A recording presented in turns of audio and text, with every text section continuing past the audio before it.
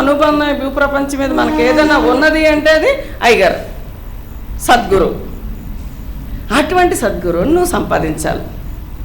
అటువంటి గురువు గారు నీకు దొరికినప్పుడు నువ్వు చచ్చిపోయినా కూడా వదలకూడదటండి, అలా వేలాడుతూనే ఉండాలి. అటువంటి గురువు మనకు లభించినప్పుడు, అటువంటి గురువుని గ్రహించినప్పుడు మాత్రమే మనము కూడా కడతేరగలుగుతాం. అటువంటి సద్గురువు మనకు కావాలి. దీనికి ఇంకా ఉదాహరణ చెప్పారు అయ్యారు. భగవద్గీత అదే భారతంలో చూసుకున్నట్లయితే కనుక శ్రీకృష్ణ భగవానుడు అర్జునుడికి ఉపదేశం చేశాడు భగవద్గీత. అది మనం ఎంతో ప్రామాణికంగా మనకు తీసుకుంటాం.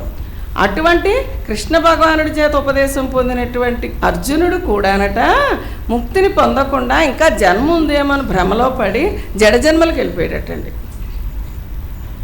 అంటే చూడండి, అర్జునుడు కూడా భ్రాంతిలో పడ్డాడు, ఆయన జడజన్మలకు వెళ్ళాడటండి. అసలు ఆయన ఏంటంటే అవతారితో జీవితం గడిపినవాడు, కృష్ణ భగవానుతో గడిపి ఆయన ద్వారా ఉపదేశం పొందినటువంటి మానవాత్మ అయింది. అటువంటి ఆయన శ్రీకృష్ణుడిగా మారాలి, అవతార రూపిగా మారాలి, ఈశ్వరుడిగా మారాలి.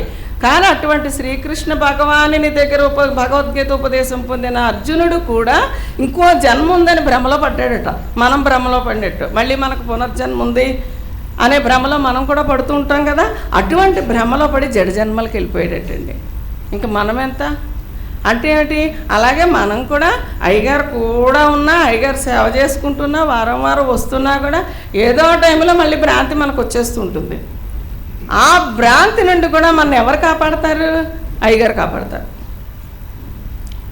అది తర్వాత అటండి గురువుగారు అటండి ఎప్పుడూ కూడా మనం ఆయన్ని కించపరిచినా, న్యూనతపరిచినా, చులకన పరిచినా కూడా పరుషమైన మాట ఆయన నోటి నుండి రానివ్వరటండి.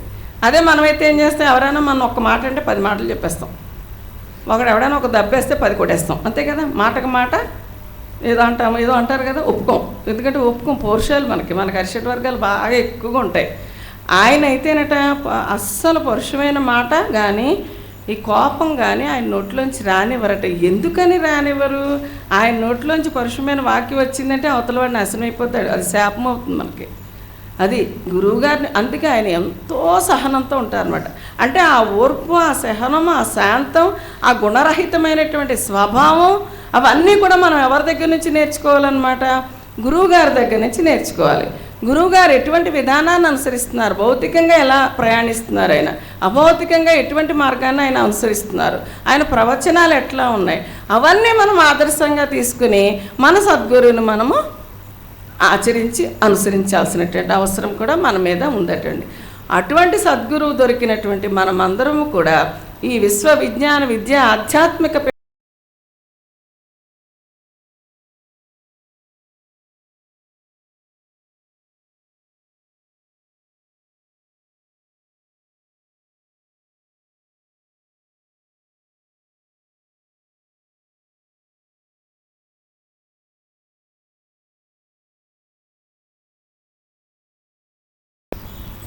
సద్గురువు ఎటువంటి లక్షణాలు ఉండాలి అనేటువంటి విషయాన్ని ఆ సద్గురుని మనం వారు నిర్వహించేటటువంటి వారి యొక్క ఆ విధానం, భౌతికమైనటువంటి విధానం, అభౌతికమైనటువంటి విధానం ఆదర్శంగా తీసుకుని మనం కూడా ఆ విధంగా నడుచుకొని సద్గురు అంతటి వారుగా పరిణామం చెందాలని చెప్పి చక్కటి విషయాలు చెప్పిన కోమల్ గారికి అభినందనలు.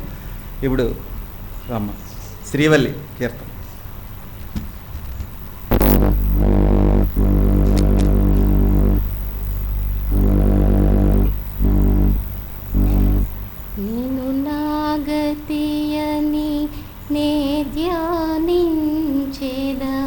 నను రక్షించుము నరనాథ,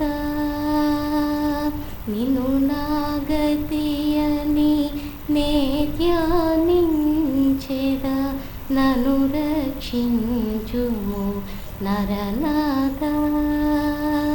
నిన్ను నమ్మితి బ్రోవుము నన్ను, నిన్ను నమ్మితి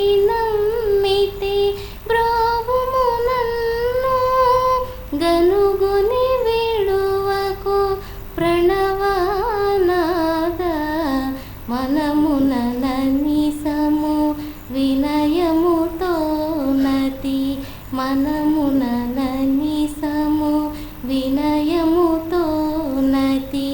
ఘనముగ వేడెద శ్రీనాథ నిన్ను నాగతియని నే ధ్యానించేద నన్ను రక్షించుము నరనాథ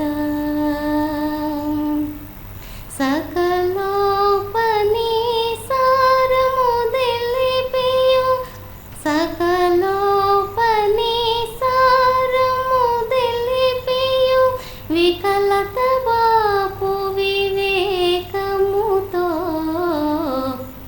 అకలుషమగుల క్షోతము బ్రహ్మము అకలుషమగుల క్షోతము బ్రహ్మము బింకత్వం పద ప్రత్యగాత్మయని నిన్ను నాగతియని నే ధ్యానించేద నన్ను రక్షించుము నరనాథ పంచకోశముల నుంచి మించి పంచకోశముల నుంచి మించి ఎదిరించి అవస్థాత్రయ సాక్షి సంచిత ప్రారబ్ధములకతీతమై సంచిత ప్రారబ్ధములకతీతమై అంచితయాత్మ ప్రకాశము ముందర నిన్ను నాగతియని నే ధ్యానించేద నన్ను రక్షించుము నరనాథ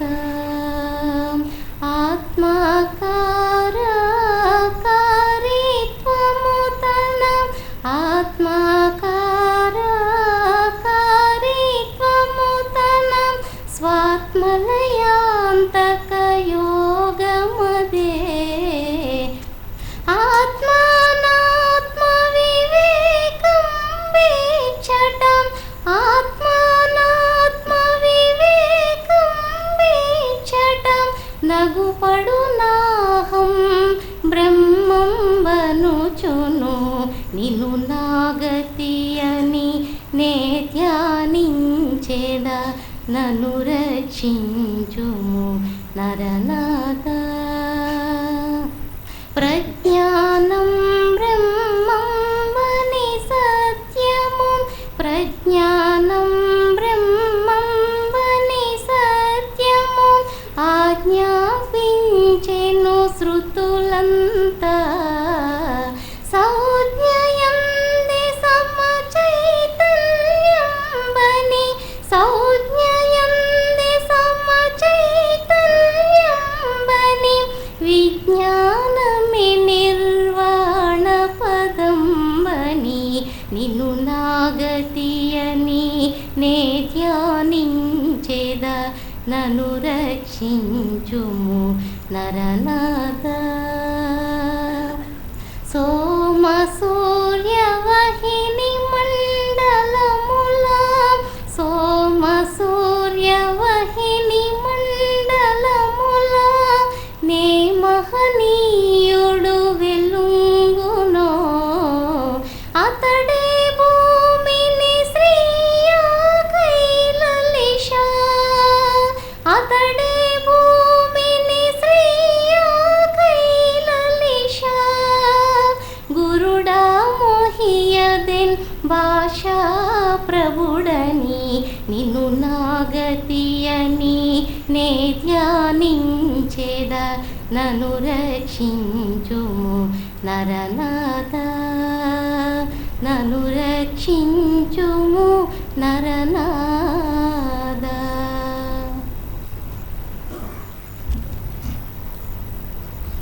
మనం స్వామిని ధ్యానిస్తూ ఉండాలి, స్వామి మనల్ని రక్షిస్తూ ఉండాలి. ఆ విధంగా ప్రతి ఒక్కరు కూడా స్వామి ధ్యానంలోనే మనందరూ కూడా ఉండాలి. శ్రీవల్లికి అభినందనలు. ఇప్పుడు అనుభవాలు చెప్పే సభ్యులు ఆనందరామారావు గారు కూర్చోండి, ఆయన చెప్పాక చెప్తారు కానేమో.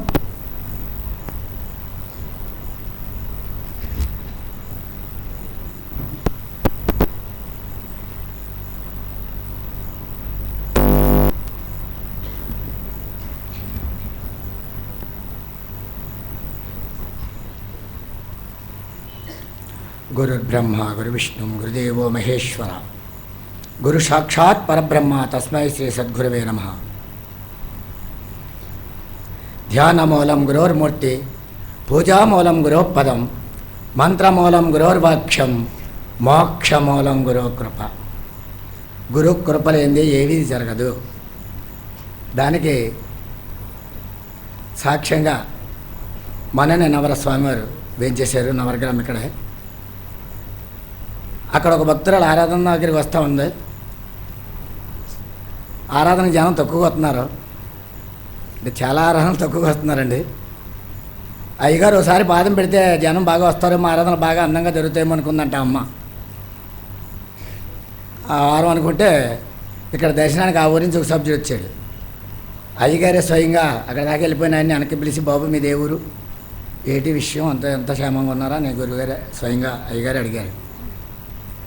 ఆయన అంత బాగున్నారు బాబు మీ దేవాల, అంత బాధ జరుగుతుంది బాబు అని ఆయన వెళ్ళిపోయారు. అంటే ఇక్కడ కావాలని కోరుకున్న సభ్యురాలు యొక్క తపన అయ్యగారు ఎలా గ్రహించారు? దృక్కు ద్వారా, దృశ్యం ద్వారా, వాక్కు ద్వారా, స్పర్శ ద్వారా కూడా గమనిస్తారు మనలో ఉన్న ఆలోచనలన్నీ, మన మనసులో ఉన్న సంకల్పాల వికల్పాలన్నీ ఆయన ఆధీనం, మహాత్ముల యొక్క ఆధీనంలో ఉంటాయి. మనమేమీ జరగలేదు, మనకేమీ తెలియట్లేదు అనుకుంటాం, కానీ అన్నీ చూస్తూ ఉంటారు. ఆవిడ కోరుకోవడం, ఈయన్ని ఇక్కడ పలకరించడం.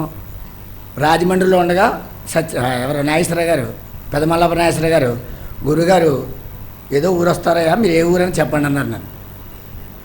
సరే మా ఊరు తీసుకెళ్దాం అంటే మా తిమ్మాపురం అండి. మా ఊరు తీసుకెళ్దామని రాము గారిని వెంకట సింగ్ గారిని ఎలా కాపాడతారో చూశాను. మరి నలుగురిని అనుకుని తీసుకెళ్ళాలని వీళ్ళు ఎవరో కాపాడలేదు. ఫోన్ చేద్దామంటే ఫోన్ అందుబాటులో రాలేదు. సామర్లకోట తీసుకెళ్దాం కదా, సామర్లకోట ఆ సభ్యులు ఫోన్ చేస్తే వాళ్ళ ఫోన్ ఎవరో పనకలేదు. నవర ఫోన్ చేస్తే వెంటనే మా నవరే తీసుకొచ్చేద్దాండి బాబు, నన్ను అంతకే అయ్యగారికి పలకరించారు అన్నాడు అబ్బాయి. ఆ అబ్బాయిగా నేను ఫోన్ చేశాను. నన్ను అంతకే పలకరించారండి బాబు, తీసుకొచ్చి బాబు నలుగురు సభ్యులు చెప్పాయా బాబు నేను అన్నాను. అక్కర్లేదండి, అయ్యగారు ఎందుకు పలకరించారని నేను నిన్నే అనుకున్నాను, అయ్యగారు సంకల్పం నవర రావాలి ఉంది కాబట్టి మన ఊరు తీసుకొచ్చేయండి అని ఆయన అన్నారు. అతను ఎంత ఆనందం పొందాడో. అయితే వెంటనే 2 రోజుల్లో డేట్ ఇచ్చారండి. 2 రోజుల్లో వచ్చారు. చక్కగా 1 గంటలో కార్యక్రమం చక్కగా అన్నీ అక్కడ అమరేసేయండి. గంట ముందు ఏమీ లేదు, అప్పటిదాకా వర్షమే, పులోమని వర్షం. ఆ వర్షాన్ని మన భ్రాంతిలో ఉంటాం, మహాత్ములకు భ్రాంతి లేదు కదా. కార్యక్రమం చక్కగా జరుగుతుంది, ఆయన సంకల్పంలో ఉంది. మనం వర్షం వస్తుంది, మానేద్దామా, ఎక్కడ పెడదామా, అక్కడ పెడదామా, లేకపోతే గుళ్ళో పెట్టేద్దామా, ఊరికే నమస్కారాలు పెట్టేసి ప్రసంగాలు ఎక్కడ పంపేద్దామని మేము అంత ఆలోచన. అంటే భ్రాంతిజన్యమైన జీవితం ఇది, మానవ శరీరం అనగానే. ఆ భ్రాంతిలో మనం ఉంటే అయ్యగారు రావడం, వచ్చే ముందు దాకా ఎవరో లేరు, వచ్చితో జనం వచ్చారు. చక్కగా అన్ని కార్యక్రమాలు అనుకున్న టైంకి జరిగిపోయినాయి. 10 గంటలకన్నారు, 10 గంటలకు వచ్చేసారు. 12 గంటలకు అన్నీ అయిపోతాయన్నారు. చక్కగా దర్శనాలు అన్నీ ప్రసాదాలు ఇవ్వడం చక్కగా జరిగిపోయిందండి. అటువంటి సంకల్ప వికల్పాలన్నీ మహాత్ముల చేతిలో ఉంటాయి. అలాగే నేను వచ్చిన కొత్తలో మా గ్రామంలో నాకు ఇక్కడికి వచ్చినప్పుడు అయ్యగారి ప్రసంగం చెప్తూ, బాబు మీరు ఇచ్చే నాకు గురుదక్షిణ ఏమీ కాదు, ఇప్పుడు వనాలు పెంచాలంటే ఇంటికో చెట్టు నాటండి, మన భక్తులందరూ ఒక చెట్టు నాటండి అన్నారు. నన్ను అందరిని అన్నారు, ఎవరి నాటికి వాళ్ళకే. అంటే అయ్యగారు చెప్పారు కదా, నేను వెళ్ళి 2 కొబ్బరి చెట్లు నాటిన మా ఇంటి దగ్గర. ఆ చెట్టుని నాటిన తర్వాత పండిన దాన్ని కాసిన ఫలాన్ని తెచ్చి నాకు ఇవ్వండి, నాకు గురుదక్షిణ అన్నారు. సరే నేను చెట్టు పాతాను, కొన్నాళ్ళకి ఎదిగింది అది. ఈ లోపల మనం జరుగుతున్నాయి కొన్ని మనకి కష్టాలు నష్టాలు బాధలు వస్తూ ఉంటే గురుగారి దగ్గరికి వెళ్ళాక బాధలు వచ్చాయని కొంతమంది అంటారు. అక్కడికి వెళ్ళిన తర్వాత మన పాపం అంతా కడిగేసిందని జ్ఞానులు అనుకుంటూ ఉంటారు. పాపాలు కరిగిపోతున్నాయి, పాపాలన్నీ పోతున్నాయి, జ్ఞానులు అనుకుంటారు. అజ్ఞానులు అనుకుంటారు ఏదో గురుగారి దగ్గరికి వాళ్ళ దగ్గరికి వెళ్ళారు, అసలు మాత్రం వదిలేసాను ఇంకోళ్ళు అనుకుంటారు, రకరకాలుగా ఉంటారు. అయితే ఈ చెట్టు ఎంతకీ బాగా మొదలుకట్టి చక్కగా ఎదిగి ఓ మయ్యానున్న మూవ్ అంతా కుళ్ళిపోయిందండి. నేను ప్రేమతో పెంచి అయ్యగారు చెప్పిన ప్రకారం మనం కాయలు కాసుగానే పట్టుకెళ్దాం, ఫస్ట్ కాయలు 2, 3 పట్టుకెళ్దాం అన్న సంకల్పం. కలిగిపోతే ఆ మూవ్ పట్టుకుంటే మొత్తం 5-6 ఆకులతో మూతోడు వచ్చేసింది బయటికి. కుళ్ళిపోయి శుభ్రంగా పురుగులు పెట్టేసింది. ఈ అయ్యగారు ఎలా చెప్పారు, నేను ఎలాగేసాను, ఏంటి దీని పరిష్కారం అని రోజు మన అయ్యగారు పట్టా దగ్గర పెట్టే ఉదకం రోజు ఓ చెంబులో పోసి ప్రతిరోజునే ఆ మువ్వు గొల్ల వచ్చేసింది కదండి, టేబుల్ 4 ఆకులు ఉన్నాయి తప్ప మొత్తం అంతా మువ్వు ఊడిపోయింది. అందులో పోసివ్వండి రోజు నువ్వు చెంబుడు నీళ్ళు. మంత్రం చదువుకుంటూనే నేను మంత్రం చదువుకుంటూనే ఆ తపన అది 2 నెలలకి 3 నెలలకో మువ్వు వచ్చిందండి. మువ్వు వచ్చి ఇప్పుడు బ్రహ్మాండం కాస్తుంది. ఒకవేళ మా ఇంటికి వచ్చినప్పుడు చూసే ఉంటారు ఏమ్మా. అయితే సంకల్ప సిద్ధాంతం గట్టిగా ఉంటుందన్నమాట. మహాత్ములు ఎక్కడున్నా మనం దృఢదీక్షతో సంకల్ప సిద్ధితో త్రికరణ శుద్ధిగా ఎవరైతే కల్మషరహితంగా కోరుకుంటారో కోరిక అంటే నాకు లాభం రావాలని కోరుకుంటే రాదు. ఆ కాయలు కాసిందనుకోండి 2-3 కాయలు తెస్తే ఇక్కడ అయ్యగారికి ఇస్తే ఏం బాగుంటుందని అది అమ్మేసి ఆ డబ్బులు తెచ్చి నా తృణం మనం పత్రం పుష్పం ఫలం తోయం ఏమే భక్త్యా ప్రయచ్చతే శ్రీకృష్ణ పరమాత్మ చెప్పాడు. నీకు లేనప్పుడు నీళ్ళు చొక్కేసి అన్నీ ఇవ్వే అనుకో స్వామి అంటే ఆయన తదాస్తు అంటారో, ఆరగిస్తారో, ఆనందిస్తారో, ఆశీర్వదిస్తారు. తులసిదళం పడేసిన రుక్మిణికి ఇంత బరువు ఉన్న మనిషిని ఆయన లేచిపోయారు శ్రీకృష్ణ పరమాత్మ. కానీ అహంకారంతో ఇస్తే అదేం అవ్వదు. అలాగే మనం ఒక మహాయజ్ఞమని మన మహాయజ్ఞం ఆశ్రమ నిర్మాణం జరుగుతుంది. పత్రం పుష్పం ఫలం తోయం ఏది ఇచ్చినా పర్లేదన్నారు, మనం ఎంతో కంతిస్తే కుదరదండి. నీ తాగతకు తగ్గట్టుగా ఇవ్వాలి, తాగత మించి ఇవ్వాలి, శక్తికి మించి ఇవ్వాలి, అది త్యాగం అవుతుంది. ఆ త్యాగానికి పురస్కరించుకుని చాలామంది శక్తికి మించేస్తున్నారు. ఇంకా అది చాలా పెద్ద ప్రాజెక్ట్ అనమాట. అది ఎంత డబ్బు అవుతుందని ఇతిమధ్యంగా ఇంకా ఓ లెక్క తేలదు. అందుకోసం దానికి మనం ఉడతాబత్తిగా చేయాలి. అయితే కొంచెం స్లో అయింది. ఎవరి మట్టి కలిగే భక్తులు ఏదో ఇచ్చేంలే, ఒకసారి ఇచ్చేంలే, రెండోసారి ఇచ్చేంలే అనుకుంటా ఉన్నారు. అంటే మేము తిరుగుతున్నాం కాబట్టి మనకు తెలుస్తుందండి. అమ్మా ఆ తిరిగేటప్పుడు మనకే పక్క వాళ్ళకి మనం చెప్తూ ఉంటే, ఎప్పుడైనా సరే మనం ఒక విషయం చెప్తూ ఉంటేనే పదే చెప్పాలి. ఈ ఆధ్యాత్మిక విషయం మరీ చెప్పాలి. ఏదో లాభం మొత్తం జనం చెప్పక్కర్లేదు, వాళ్ళతో పోద్ది, లాభం రాంది కదా. అందుకోసం మనం పదే చెప్తేనే కానీ దాని యొక్క గొప్పతనం బయటపడదు. గురువు యొక్క ఆశీర్వాదం కూడా మనం ఇలా ఉంటుందని మనం పదే చెప్పాలి. తిన్నదే తినాలి, విన్నదే వినాలి. ఆధ్యాత్మిక తత్వం అంటే ఎవరిన వారు తెలుసుకుండవే ఆధ్యాత్మిక తత్వం. బ్రహ్మ విద్య, తాత్విక విద్య, పరతత్వ విద్య, ఆధ్యాత్మిక విద్య. ఆధ్యాత్మిక విద్య అంటేనే నిన్ను నువ్వు తెలుసుకోవడమే. అది మన పీఠమే చెప్తుంది. కణాపీఠాలందరూ ఆధ్యాత్మికం అంటే లేదు ఉంది, నువ్వు తపస్సు చేయి, జపం చేయి, తపస్సు చేయి, యోగం చేయి అని చెప్తూ ఉంటారు. మన గురువు గారు అలా చెప్పరు. నిన్ను నువ్వు తెలుసుకోవడమే సత్యమైన ఆధ్యాత్మిక విద్య. నిన్ను నువ్వు తెలుసుకుంటే లోకాన్ని తెలుసుకున్నట్టే. లోకాన్ని తెలుసుకుంటే దుఃఖం, నిన్ను నువ్వు తెలుసుకుంటే సుఖం. ఆ విషయాన్ని మనకి బోధపరుస్తున్నారు స్వామి. ఇంకా అనుభవాలు చాలా ఉన్నాయి. మా అనుభవం అంటే మన మనస్సుకు ఏదైతే ఆనందాన్ని కలగజేసిందో, అనుభూతిని కలిగించిందో, మన హృదయాన్ని కదిలించిందో అది అనుభవం. ఆ అనుభవాన్ని మనం ఇక్కడ చెప్పినప్పుడు అందరూ ఆనందిస్తూ ఉంటారు. ఏదో అవకాశం వచ్చిందని ఏదో చెప్పేయకుండా ఆ చెప్పిన దాన్ని బట్టి ఎవరో హృదయాలు కదిలి వాళ్ళు కూడా స్పందన పొంది ఈ పీఠం యొక్క తత్వాన్ని బాగా అవగాహన చేసుకునే విధానంలో ఉంది. ఈ అవకాశం కలిగించేసిన సద్గురువర్యులకు, సభా సభ్యులకు అందరికీ మరోసారి నమస్కారం. సంకల్ప వికల్పాలు కూడా స్వామి యొక్క ఆశీస్సు ద్వారానే కలుగుతాయని చెప్పి చక్కటి ఉదాహరణ ద్వారా నేమం ఆ సభ్యుల యొక్క అనుభవాన్ని తెలియజేస్తారు. ఆనందరామరావుకి కృతజ్ఞతలు. ఇప్పుడు మరొక ఎవరమ్మా మీరు రండి, కొద్దిగా జరగదు.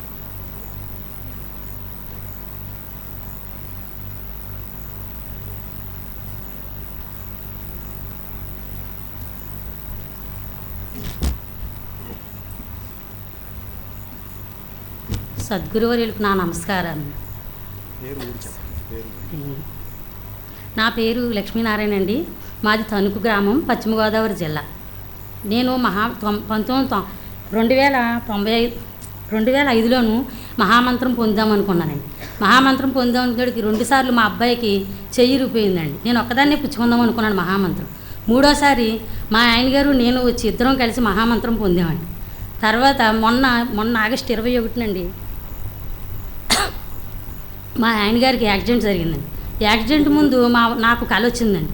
ఏంటంటే మా వారిని పాడి మీద పడుకోబెట్టారు. నేనేమో నన్ను బొట్టు పెట్టమంటున్నారండి. కల్లో నాకు పెట్టమంటే నేను పెట్టను అనేసి నేను పరిగెట్టుకు వెళ్ళిపోతున్నాను. లేచి టైం చూసేటప్పటికి 4:30 అయిందండి. 4:30 అవడంతో గబగబా స్వామి మందిరాన్ని దగ్గరికి వెళ్ళిపోయి, స్వామి ఏంటిది అని నేను కాసేపు ధ్యానం చేసుకున్నాను. ధ్యానం చేసుకుని, స్వామి ఒకవేళ అటువంటి విపత్తి ఏదైనా జరగవలసి ఉంటే స్వామి సద్గురుమూర్తి ఏదైనా తప్పిస్తాడు. నా సద్గురుమూర్తి అంతటి గొప్పవాడు. అందుకని ఏదన్నా అలాంటిది ఉంటే కనుక 5 నిమిషాల ముందు నా ప్రాణం తీసుకెళ్ళిపో అని చెప్పానండి. చెప్పేటప్పటికి మళ్ళీ 2వ రోజు కూడా అదే కల, మళ్ళీ 4:30. ఇంకా నాకు 2వ రోజు అయితే భయం లేదండి. ముందు రోజు అయితే కొంచెం బాధపడ్డాను. 2వ రోజు ఏ టెన్షను లేదు, ఏ భయం లేదు. కరెక్ట్ 20 మళ్ళీ 3వ రోజు మా ఆయన గారికి యాక్సిడెంట్ అయిందని ఫోన్ వచ్చిందండి. ఈయన బైక్ మీద వెళ్తుంటే పక్కన మా కారు డోర్ తీశారండి. ఒక ఆవిడ డోర్ తీయడంతో ఈయన వెళ్ళి పక్కనున్న ర్యాంప్ మీద పడిపోయారు. వెంటనే చిన్న మెదడుకు తగిలేసిందండి. తగిలేయడంతో ఈయన అది తల దిమ్మెక్కిపోయి హాస్పిటల్కి తీసుకెళ్ళారు. నేను హాస్పిటల్కి ఫోన్ వచ్చినట్టుకి వెళ్ళానండి. వెళ్ళేటప్పటికి ఏమండి స్పీడ్గా మోటార్ సైకిల్ నడిపారు అనేటప్పటికి ఆయన ఎవరు నువ్వు అన్నారు నన్ను. నా గుండెలు జారిపోవడంతో ఇదేంటి ఎవరు నువ్వు అంటున్నారు ఈయన అనేటప్పటికి వాళ్ళు అందరూ కంగారు పడకమ్మా హెడ్ స్కానింగ్ తీయమంటున్నారు డాక్టర్ గారు అన్నారు. అండంతో కాదు బాబు ఈ పెద్ద హాస్పిటల్ తీసుకెళ్ళిపోదామని నేను కంగారు పెడుతున్నాను. ఈ లోపల హెడ్ స్కానింగ్ తీయించుకొచ్చేటికి ఈయన అసలు మాలో లేరు. క్షణానికి ఆయనలో మార్పు పెరిగిపోతుంది. హెడ్ స్కానింగ్ తీయించుకొచ్చాక ఆయన వెంటనే నేను ఈ చెవుల్లోంచి రక్తం వచ్చిందా, నోట్లోంచి వాంతి అయిందా అని అడిగారండి ఆయన. అవడంతో నేను వాంతి అవ్వలేదండి, చెవుల్లోంచి రక్తం రాలేదని చెప్పి మా అబ్బాయిని ఇంటికి వెళ్ళి స్వామిది విభూతి పట్టురా, పుస్తకం పట్టురా అన్నానండి. ఆయన మా అబ్బాయి పట్టుకొచ్చాడు. చెవుల్లోంచి ఒకవేళ రక్తం వస్తుంది కోసం అనేసి చెవులలో విభూతి పెట్టేశానండి. తలంతా విభూతి రాసేసి స్వామి పుస్తకాన్ని మా ఆసుపత్రికి తల కింద పెట్టేసి స్వామి ఫోటోని గుండ్ల మీద పెట్టేసి అలాగే పట్టుకుని కూర్చున్నానండి. కూర్చునేవాడికి వెంటనే అంబులెన్స్లో వెంటనే అర్జెంటుగా రాజమండ్రి వెళ్ళిపోమన్నారండి. రాజమండ్రి వెళ్ళిపోతా కూడా మహామంత్రం మాత్రం మానకుండా అందరూ ఏడుస్తున్నారు. నాకైతే అంత ఏడుపు రాలేదు, ఎందుకంటే నా స్వామి ఉన్నారు నాకు. నేను ఇదే మాట చెప్పాను అక్కడ కూడా, నా స్వామి ఉన్నారు నాకేమీ భయం లేదు, మీరెవరూ ఏడొద్దు, నా స్వామి ఉన్నారు, ఇంతే మాట అంతే. అంబులెన్స్లో కూడా తల దగ్గర కూర్చుని విభూతి నోట్లో వేస్తూ బొట్టు పెడుతూ బొట్టు చెరగనివ్వకుండా అంబులెన్స్లో వెళ్తూ కూడా బొట్టు చెరగనివ్వకుండా పెట్టి పుస్తకం తల కింద పెట్టి స్వామి ఫోటోని మాత్రం గుండ్ల మీదే ఉంచానండి. వెళ్ళాం హాస్పిటల్కి వెళ్ళేటప్పటికి డాక్టర్ గారు 48 గంటలు ఏమీ చెప్పలేమన్నారండి. చెప్పలేమంటే నేను ఆయన మాట కూడా నాకు లెక్కలేదు, ఎందుకంటే నాకు నా స్వామి ఉన్నారు అంతే, నాకు తెలిసిన నిజం అంతే అనేటికి 48 గంటలు చెప్పలేము, తర్వాత 4 రోజులకి మీ వారు మీలోకి వస్తారు అని చెప్పారు ఆయన. ఒకవేళ 48 గంటలు గడిస్తే కనుక, ప్రాణగండం గడిస్తే కనుక వస్తారని చెప్పారు. నాకైతే అలాంటిది ఏమీ లేదు. అయితే 48 గంటలు అన్నది నేను ఆయన అందులో కూడా ఐసీయూలో కూడా డాక్టర్ గారిని అడిగి స్వామి పుస్తకం పట్టుకెళ్ళి ఐసీయూ మంచం కాడ తలగడ కింద వచ్చేసానండి. వచ్చేసి ఈ బూది బొట్టు పెట్టి మళ్ళీ నోట్లో వేసి ఇంకా అసలు ఎక్కడ మానలేదు మట్టండి. అదే నా ముందు రక్షణ అయిందండి నా భర్తకి. అంతే వచ్చేసానండి. వచ్చేసాక బయట కూర్చున్నాం. ఈయన కట్లు కట్టారండి, వాళ్ళు ఆపరేషన్ కూడా పడద్ది, ఒకవేళ కోమాలకు కూడా వెళ్ళిపోతారు అని చెప్పారండి. కానీ అవేమీ జరగలేదండి. అసలు ఐసీయూ బయట కూర్చుని మహామంత్రాన్ని మాత్రం మానకుండా మా అమ్మగారు కూడా ధర్మంలో ఉన్నారండి. మా అమ్మగారు నేను కూడా ఆదివారం 21 రాత్రి అంతా కూడా తెల్లవారు కూర్చుని అలా ధ్యానం చేస్తూనే ఉన్నామండి. తెల్లవారి నన్ను మొహం కడడానికి రమ్మన్నారండి సిస్టర్స్. వెళ్ళాను మొహం కడడానికి వెళ్ళేదాడికి నేను ఎవరో అని అడిగాను. నేను ఎవరైనా అడిగితే నన్ను చెప్పలేదు, మామూలుగా మా పిల్లల పేర్లు అడిగి మా పిల్లల కాలేజీకి వెళ్ళిపోయారా అని అడుగుతున్నారండి ఆయన. అప్పుడు నేను బయటకు వచ్చి డాక్టర్ గారు అన్నమాట, ఏంటి డాక్టర్ గారు మా వారు బాగానే ఉన్నారు కదండి అన్నాను. అంటే కాదమ్మా అలా అనుకుంటున్నావు నువ్వంతే, కాదు ఆయన అలా మాట్లాడతారు, ఒకవేళ లోపల బ్లడ్ క్లాట్ అయిపోయింది కదా, క్లాట్ అయింది అంతా అవ్వాలి, నీకు అలా అనిపిస్తుంది అంతే అన్నారు. కాదు నేను మా అమ్మగారి దగ్గరికి వచ్చి చెప్పాను, కాదమ్మా డాక్టర్ గారు అలా అంటున్నారు కానీ స్వామి ఇది ఏం జరగదు, ఆయన బాగానే ఉన్నారు అని చెప్పానండి. తర్వాత 3 రోజులు ఐసీయూలో ఉంచారండి. బయటికి తీసుకొచ్చారు. గండం గడిచిందని ఆయనే బాగా లక్కీ అని ఆయనే నన్ను అన్నారండి. అన్నాక బయటకు వచ్చేసారు. ఐసీయూలో తీసుకొచ్చాక బయటకు వచ్చారు కానీ నా మంచం మీద పడుకోలేకపోతున్నారు, కూర్చోలేకపోతున్నారు, అసలు ఆయనకి ఏమీ లేదండి. లేకపోతే మా అబ్బాయిని గురువారం వచ్చిందండి. గురువారం నాడు వెంటనే ఆదివారం దెబ్బ తగిలిందంటే గురువారం నాడు మా అబ్బాయిని పిఠాపురం వెళ్ళి స్వామిగారి దర్శనం చేసుకుని స్వామికి చెప్పి రమ్మన్నానండి. చెప్పి వెంటనే స్వామి ప్రసాదం ఇచ్చారండి. ప్రసాదం ఈయన మా వాడు తెచ్చాక ప్రసాదం ఆయన నోట్లో ఆయన పెట్టమన్నారండి. స్వామి పెట్టాక ఆయనకు ఆ రాత్రి నిద్రపోయారండి. అంతవరకు నిద్ర కూడా పోలేదండి. ఆయన అసలు కూర్చోలేకపోయారు, నుంచోలేకపోయారండి, నిద్ర కూడా పోలేదండి అసలు. అలాంటిది అందరూ ఒక ఆయన ఎవరో వచ్చారండి. ఆయన అన్నారన్నమాట, మీరు నిజంగా గురువుగారు భక్తిలో ఉండటం మనల్ని 15 రోజులు కోమాలో ఉండవలసిన ఆయన 15 గంటలకు ఆయనకు సృహ మామూలుగా మనిషి అయిపోయాడు. ఆయన 6 నెలలు మంచం మించి లేవలేని మనిషి 15 రోజుల్లో లెగిసి అడుగుతున్నాడు అంటే ఎంత గ్రేట్ అమ్మా అని అన్నారండి ఆయన. నాకు ఎల్లవెల్ల స్వామి దయా నా మీద ఉండాలని నేను కోరుకుంటున్నానండి. స్వామి ఇచ్చిన జీవితం మట్టండి మా వారికి ఇప్పుడు నాకు.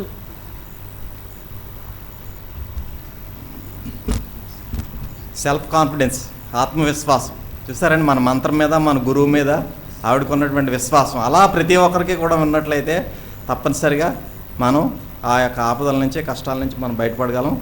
అటువంటి ఆత్మవిశ్వాసాన్ని ప్రతి ఒక్కరు కూడా మనం సంపాదించుకోవాలి. ఇప్పుడు స్వామి యొక్క ప్రసంగాన్ని అందరూ కూడా అత్యంత భక్తి శ్రద్ధలతో వినాల్సిందిగా మనవి. సెల్ ఫోన్స్ ఆలస్యంగా వచ్చినటువంటి వారందరూ కూడా సెల్ ఫోన్ స్విచ్ ఆఫ్ చేయాలి.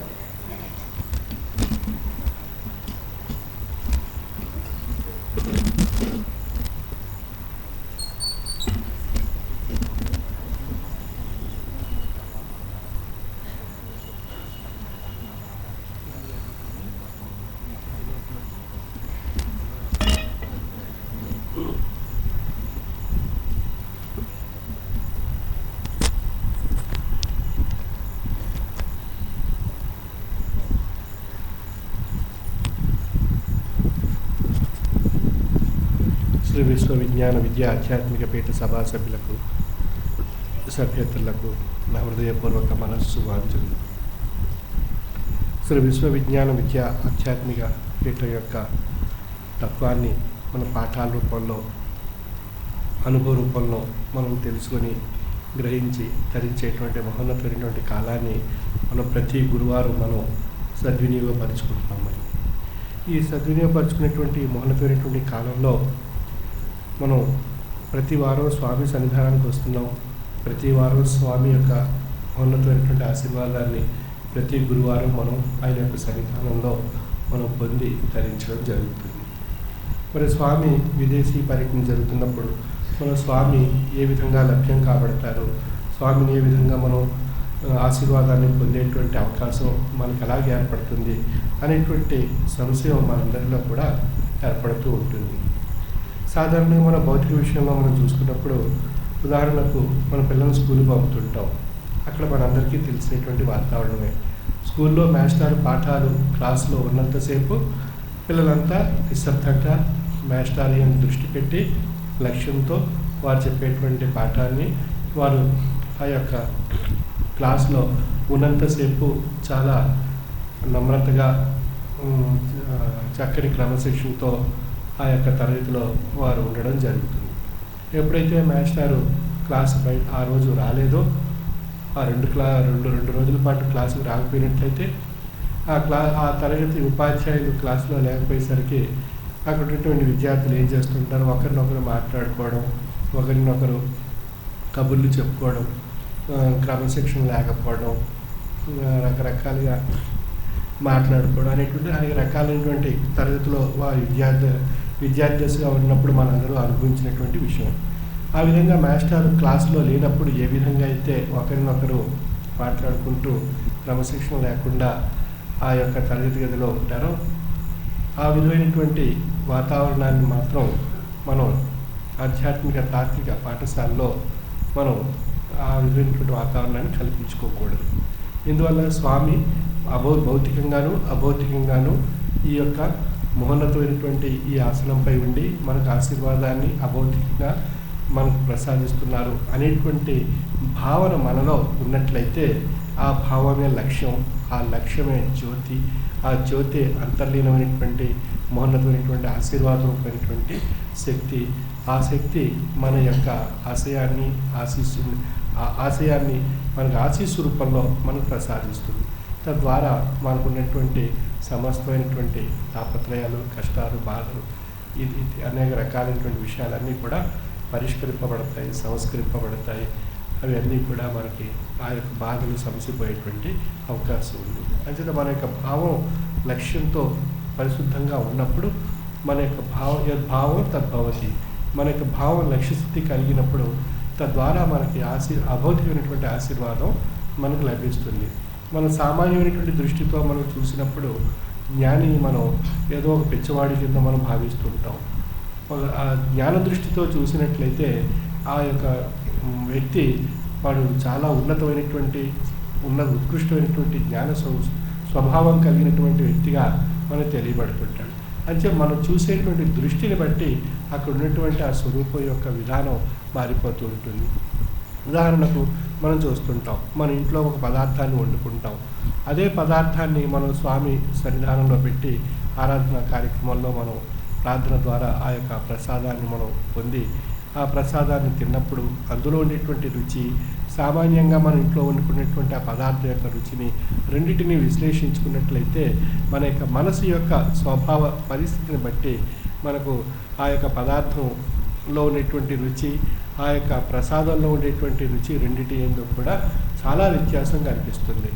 కొంచెం మనం యొక్క భావం యొక్క లక్ష్య సిద్ధితో సామాన్యంగా మన ఇంట్లో వండుకున్నటువంటి పదార్థాన్ని ఆహార నిమిత్తంగా మనం స్వీకరిస్తాం, భోంచేస్తాం, ఆనందిస్తాం. ఆ ప్రసాద రూపంలో తీసుకున్నటువంటి ఆ యొక్క పదార్థాన్ని మనం ఎంతో లక్ష్యంతో ఆ యొక్క పదార్థాన్ని మనం స్వీకరించడం చేత ఆ పదార్థం ఆ యొక్క లక్ష్యం యొక్క శక్తి చేత మన యొక్క జీర్ణకోశానికి చేరి అది ఒక మహోన్నతమైనటువంటి అభౌతికమైనటువంటి శక్తిని మనలో ప్రసరింపజేస్తుంది. ఆ శక్తి జీవాణువుల్లో ప్రసరింపబడి మన యొక్క మనసుకి, మన యొక్క శరీరానికి ఒక అమోఘమైనటువంటి చైతన్యవంతమైనటువంటి అభౌతికమైనటువంటి శక్తిగా మారిపోతుంది. రెండు పదార్థాలు భౌతిక దృష్టికి చూసినట్లయితే మనం రెండు ఒకేలా కనిపిస్తాయి, రెండు పదార్థాలు. కానీ భౌతికంగా మనం ఇంట్లో వండుకున్నటువంటి పదార్థంలో ఉండేటువంటి రుచికి ఆ శక్తి లభించలేదు. ఆరాధనలో స్వామి సన్నిధానంలో పెట్టి మనం పొందినటువంటి ఆ ప్రసాదానికి ఉన్నటువంటి శక్తి, అది ఒక అమోఘమైనటువంటి శక్తిని మనసుకి, శరీరానికి మనకు ప్రసాదిస్తుంది. ఆ రెండింటి యొక్క తేడా ఎవరు గమనిస్తారు?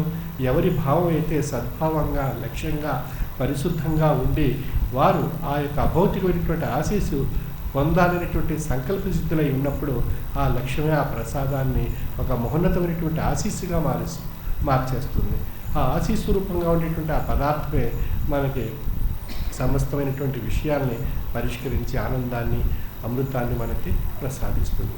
ఇందాక మన సోదరిమణి చెప్పినటువంటి విషయంలో వారి యొక్క అనుభవంలో ఆవిరి యొక్క సంకల్పం, లక్ష్యం ఆ స్వామి యందు ఉండి ఆ యొక్క స్వామి ప్రసాదించినటువంటి ఆ విభూతి యందు, ఆ స్వామి ప్రసాదించినటువంటి ఆ ప్రసాదం యందు వారి యొక్క లక్ష్యాన్ని ఏర్పరచుకుని ఆ యొక్క స్వామి యందు సమస్తం సన్యాసి చేసిన, సామ్రాట్టు చేసిన సర్వము నీవే స్వామి అనేటువంటి లక్ష్యసిద్ధి నిలపగలిగేటువంటి ఆ యొక్క స్థితిలో ఉండి ఆశించి ధరించినటువంటి ఆ కాలమే ఆ యొక్క మహోన్నతమైనటువంటి అమోఘమైనటువంటి శక్తిని ఆ యొక్క ప్రసాదంలోనూ, ఆ యొక్క లక్ష్యంలోనూ ఏర్పడి ఆ యొక్క తాపత్రయం నుండి, ఆ కష్టం నుండి, ఆ బాధ నుండి, ఆ ప్రమాదం నుండి రక్షించడం జరిగింది.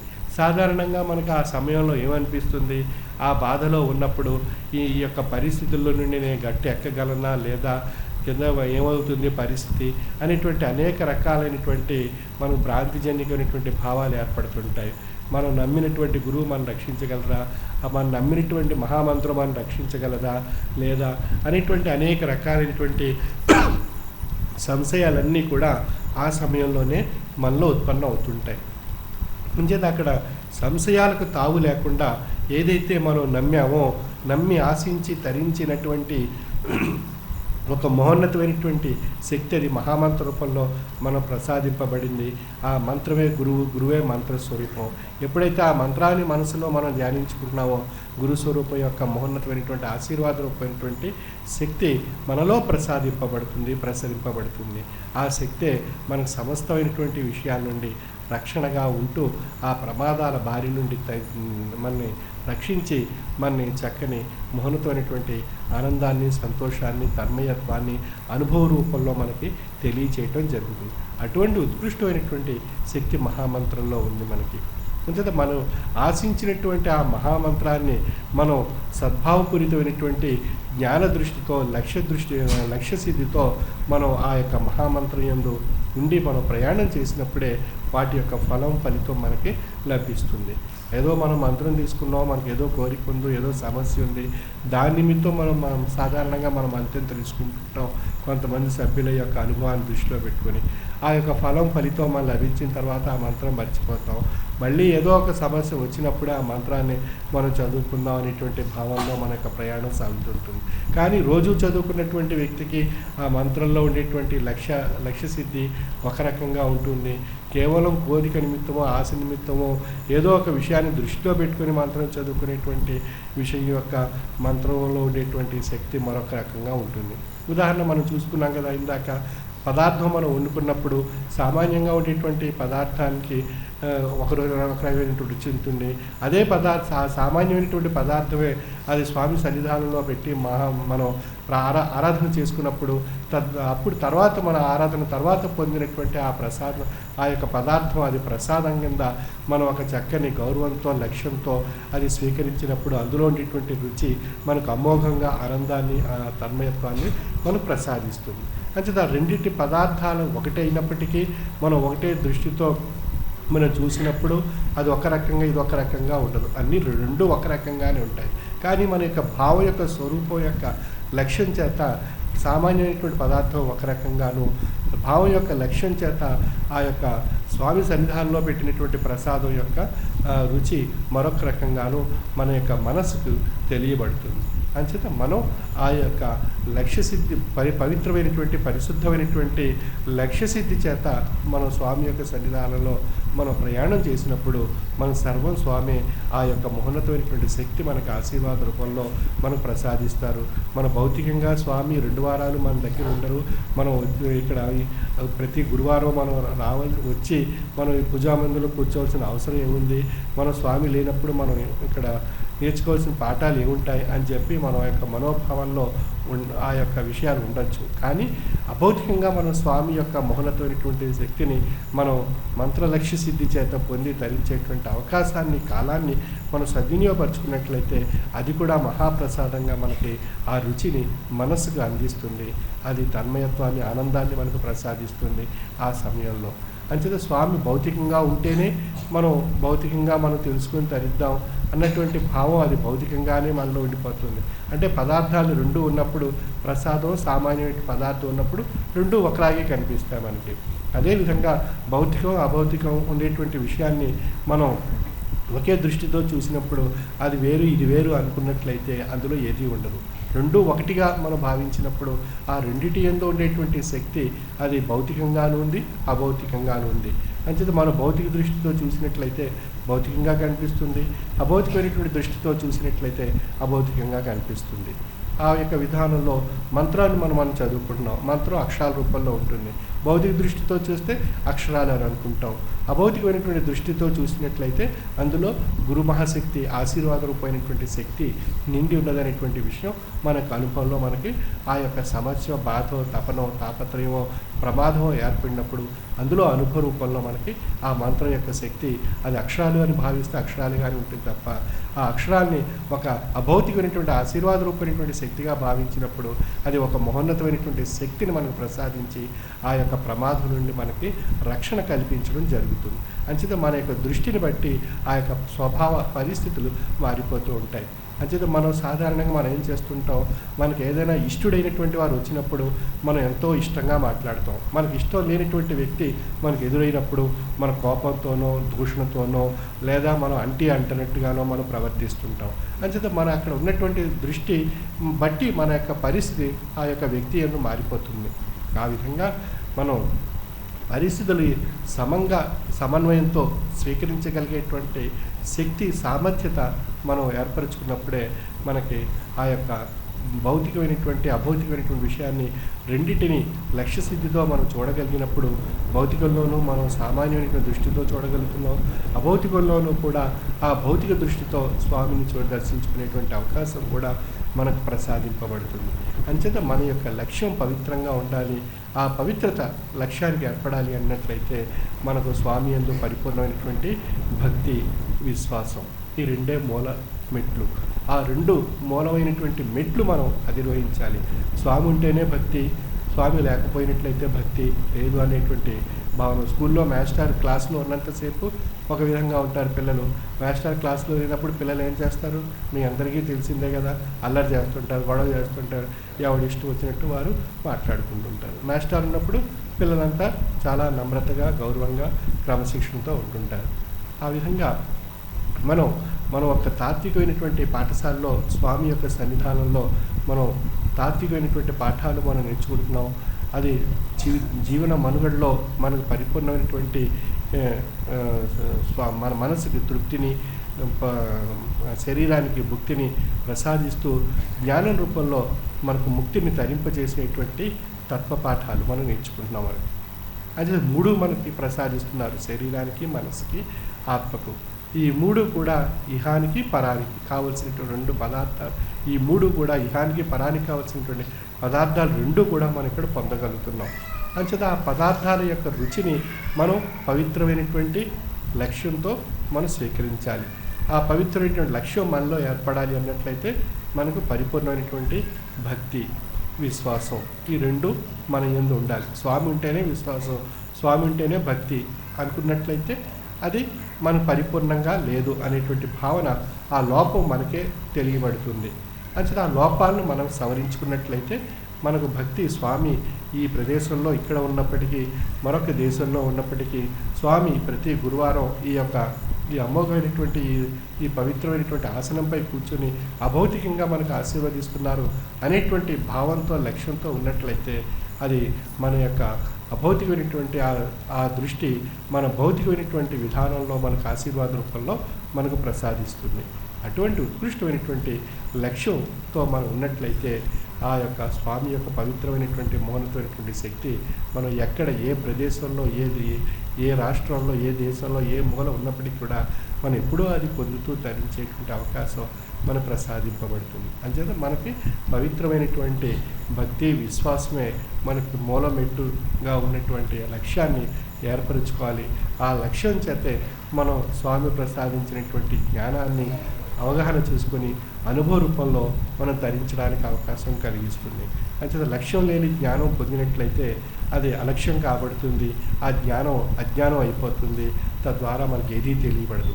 లక్ష్యంతో కూడినటువంటి జ్ఞానం వైపు దృష్టి పెట్టి మనం నేర్చుకున్నట్లయితే అది అమోఘమైనటువంటి శక్తిని మనసుకు, శరీరానికి, ఆత్మకు ప్రసాదించి తద్వారా మనలో ఒక ఉత్కృష్టమైనటువంటి చైతన్యాన్ని ప్రసాదించి మన మనుగడలో ఉండేటువంటి అజ్ఞానాన్ని తొలగించి మనలో జ్ఞానస్వరూపమైనటువంటి జ్యోతిని ప్రకాశింపజేసి మనలో ఒక ఉత్కృష్టమైనటువంటి చైతన్యవంతమైనటువంటి శక్తిని ప్రసాదించడం జరుగుతుంది.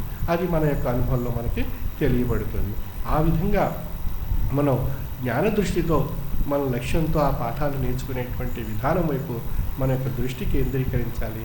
ఆ లక్ష్యం మనకు పవిత్రంగా ఉండాలి అన్నట్లయితే మనకు పరిపూర్ణమైనటువంటి భక్తి విశ్వాసం స్వామి అನ್ನು మనం ఏర్పరచుకున్నప్పుడే ఆ మహోన్నతమైనటువంటి లక్ష్యం మనం పొందగలుగుతున్నాం.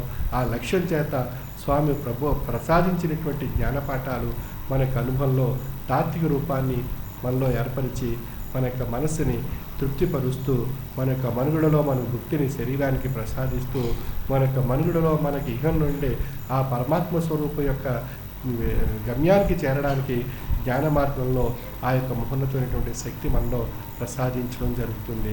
ప్రజ్ఞానం బ్రహ్మ అని వేదవాంగ్మయంలో చెప్పబడింది. జ్ఞాన స్వరూపంగా ఉన్నాడు బ్రహ్మ. ఆ జ్ఞాన స్వరూపమైనటువంటి బ్రహ్మశక్తిని మనలోనే ప్రసాదిస్తున్నారు. అహం బ్రహ్మస్మి, నేను బ్రహ్మస్వరూపిగా అయితిని, నాలోనే ఆ స్వామి ఉన్నారు, నాలోనే ఆ యొక్క ఉత్కృష్టమైనటువంటి ఆ స్వామి మంత్రరూపంలో నాలో నిండి ఉన్నారు అనేటువంటి పవిత్రమైనటువంటి ఆశయం భావం మనలో అలుముకుని అది మహోన్నతమైనటువంటి శక్తిని చైతన్యవంతమైనటువంటి జ్ఞానశక్తి చేత మనలో జ్యోతిని ప్రకాశింపజేస్తుంది. ఆ జ్ఞాన జ్యోతియే మనలో ఉండేటువంటి బ్రహ్మస్వరూపము. అది అహం బ్రహ్మస్మి, నేను బ్రహ్మస్వరూపిగా అయితిని. నేననేటువంటి స్వరూపం తేజస్వరూపమైనటువంటి ఆ విరాట్ రూపం యొక్క తేజస్సుగా మారిపోయింది. ఆ విరాట్ రూపం యొక్క తేజస్సు ఎప్పుడూ కూడా అది తన జన్మస్థానమైనటువంటి ఆ విరాట్ రూపాన్ని చేరడానికి ప్రయత్నం చేస్తుంది. ఆ ప్రయత్నం చేసేటువంటి ఆ విరాట్ స్వరూపం యొక్క గమ్యమే మనకు ముక్తి అని చెప్పబడుతుంది. అది ఆత్మ అనేటువంటి స్వరూపం, అది ముక్తిని పొంది తరిస్తుంది. మనస్సు అనేటువంటి రూపం తాత్విక రూపంలో శాంతి తృప్తితో మనం జీవనయానం సాగిస్తూ ఇహంలో ఉన్నాం కనుక మనుగడ రూపంలో శరీరం తన భుక్తిని ఆశించి తన కార్యక్రమాలు నిర్వహించుకుంటుంది. ఆ యొక్క శరీరంలో ఉండేటువంటి వివిధ భాగాలు అంచేత ఎవరికి వారి యొక్క ఆశయాన్ని అనుసరించి శరీరం మనస్సు ఆత్మ వారి యొక్క ఆశయాన్ని అనుసరించి ముక్తి తృప్తి అనేటువంటి మూడు కూడా పొంది తరించేటువంటి ఉత్కృష్టమైనటువంటి యౌగికమైనటువంటి తాత్విక పాఠాలను అనుభవ రూపంలో మనం ప్రసాదించేటువంటి తాత్విక పాఠశాల శ్రీ విశ్వవిజ్ఞాన విద్య ఆధ్యాత్మిక పీఠం యొక్క తత్వము. అంచేత మనం ప్రతి గురువారం ఏ పాఠాలు నేర్చుకోవడానికి వచ్చాం తాత్వికమైనటువంటి పాఠాలు ప్రతి వారం కూడా ఆ యొక్క తాత్వికమైనటువంటి పాఠాలు నేర్చుకునేటువంటి విషయంలో పరిపూర్ణమైనటువంటి భక్తి విశ్వాసం లక్ష్యంతో ఆ జ్ఞాన పాఠాలు నేర్చుకునేటువంటి విధానం వైపు దృష్టి కేంద్రీకరింపజేసినట్లయితే స్వామి భౌతికంగాను అభౌతికంగాను మనకు ఆ మహోన్నతమైనటువంటి ఆశీర్వాదాన్ని మనకు ప్రసాదిస్తారు. అటువంటి మహోన్నతమైనటువంటి ఆశీర్వాదాన్ని పొంది ధరించి క్రమశిక్షణతో స్వామి యొక్క తాత్విక జ్ఞాన లక్ష్య సిద్ధి పొంది ధరించవలసిందిగా సభా సభ్యులకు నా యొక్క మనవి.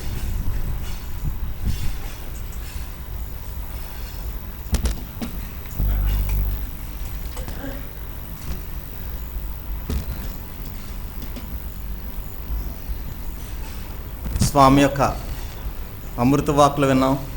పరిపూర్ణమైన భక్తి విశ్వాసం ఎప్పుడైతే మనం స్వామి అందు ఉంచామో ఉత్కృష్టమైనటువంటి లక్ష్యాన్ని స్వామి ప్రసాదిస్తాను అంటున్నారు. తద్వారా ఇహానికి పరానికి అవసరమైనటువంటి బ్రహ్మ పదార్థాన్ని స్వామి మనకి ప్రసాదిస్తానంటున్నారు.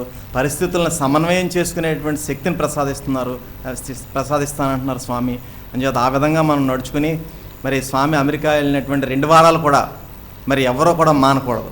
అందరూ కూడా వచ్చి స్వామి భౌతికంగా ఇక్కడ కూర్చున్నప్పుడు మనం ఏ విధంగా ఆశీర్వాదం పొందుతున్నామో అంతకన్నా ఎన్నో ఎక్కువ రేట్లు ఆశీర్వాదాన్ని మనం పొందగలుగుతాం. ఆ విధంగా అందరూ కూడా ఈ యొక్క కార్యక్రమాన్ని, గురువారం కార్యక్రమాన్ని దిగ్విజయం చేసి స్వామి ఉన్నప్పుడు ఏ విధంగా మనం ఆరాధనలు పెట్టించుకుంటున్నాం అదేవిధంగా 2 వారాలు కూడా ఆరాధనలు అవి కూడా ఏర్పాటు చేసుకుని చక్కగా కార్యక్రమాలు దిగ్విజయం చేయవలసిందిగా మనవి.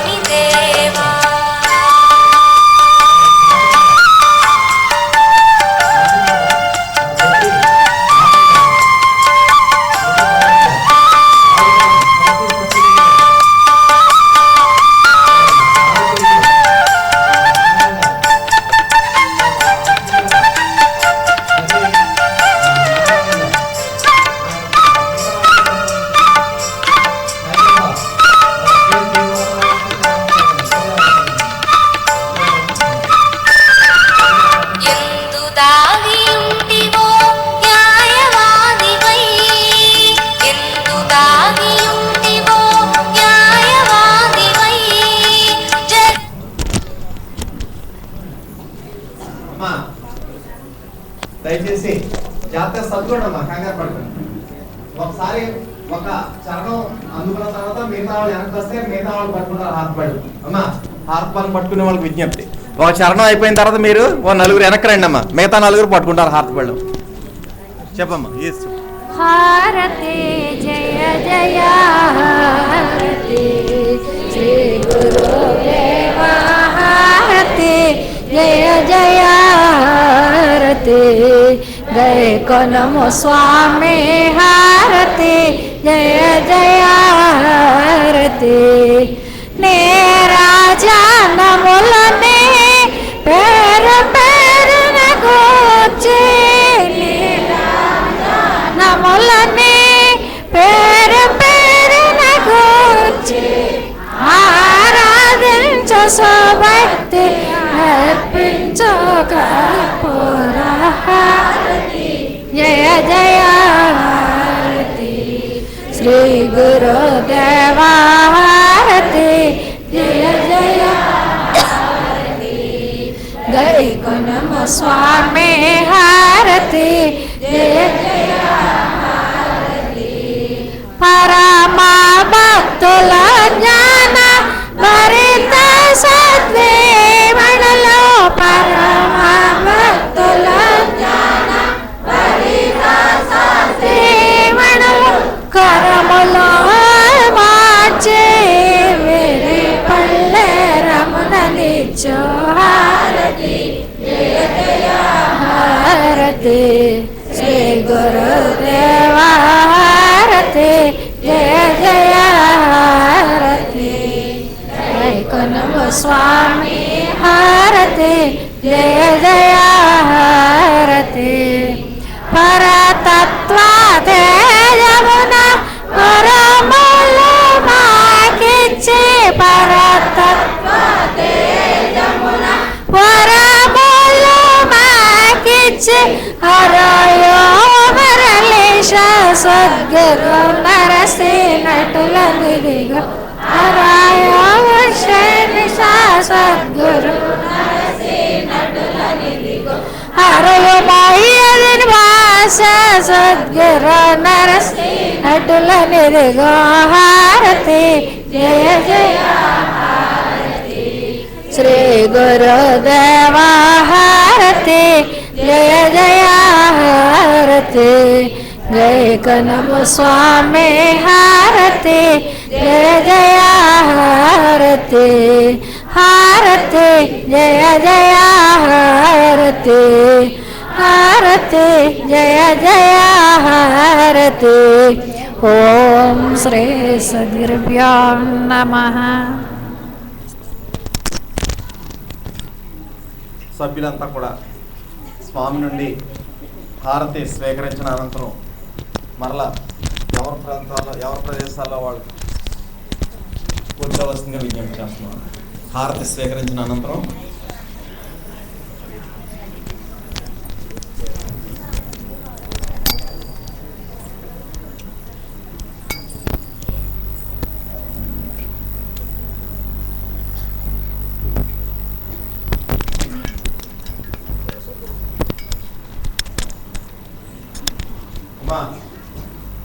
హారతి స్వీకరించిన వారంతా కూడా ఎక్కడ కూర్చొని హారతి పడి పట్టుకున్న